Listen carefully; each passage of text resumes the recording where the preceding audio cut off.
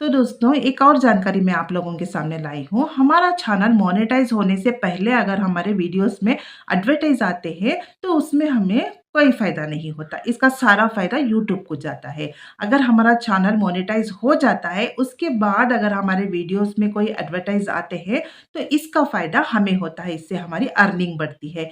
जो अर्निंग हमें उस एडवर्टाइज़ से आती है, उसका 45% यूट्यूब को जाता है और 55% अर्निंग जो है वो हमें मिलती है ना हमारे ಚಾನಲ್ ಗೂ मिलती है।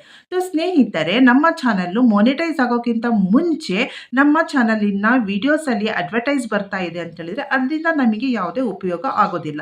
ಇದರ ಎಲ್ಲ ಉಪಯೋಗ ಅದರಿಂದ ಆಗುವಂತಹ ಅರ್ನಿಂಗ್ ಎಲ್ಲ ಯೂಟ್ಯೂಬಿಗೆ ಹೋಗುತ್ತೆ. ಆದ್ರೆ ನಮ್ಮ ಚಾನಲ್ ಮೊನೆಟೈಸ್ ಆದ ನಂತರ ನಮ್ಮ ಚಾನಲ್‌ನಲ್ಲಿ ಬರುವಂತಹ ವಿಡಿಯೋಸ್‌ಗಳಲ್ಲಿ ಅಡ್ವರ್ಟೈಸ್ ಬರುತ್ತಲ್ಲ ಅದರಿಂದ ಬರುವಂತಹ ಅರ್ನಿಂಗ್ ಅಲ್ಲಿ 45% ಯೂಟ್ಯೂಬಿಗೆ ಹೋಗುತ್ತೆ ಅರ್ನಿಂಗು.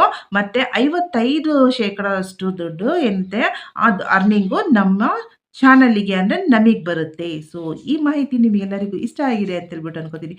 तो उम्मीद है कि दोस्तों आप सबको ये जानकारी बहुत अच्छी लगी होगी. ಥ್ಯಾಂಕ್ ಯು मेरा वीडियो वाच करने के लिए. ಥ್ಯಾಂಕ್ ಯು ಸ್ನೇಹಿತರೆ ನನ್ನ ವಿಡಿಯೋ ವಾಚ್ ಮಾಡಿದ್ದಕ್ಕೆ. तो ಬಾಯ್ ಬಾಯ್.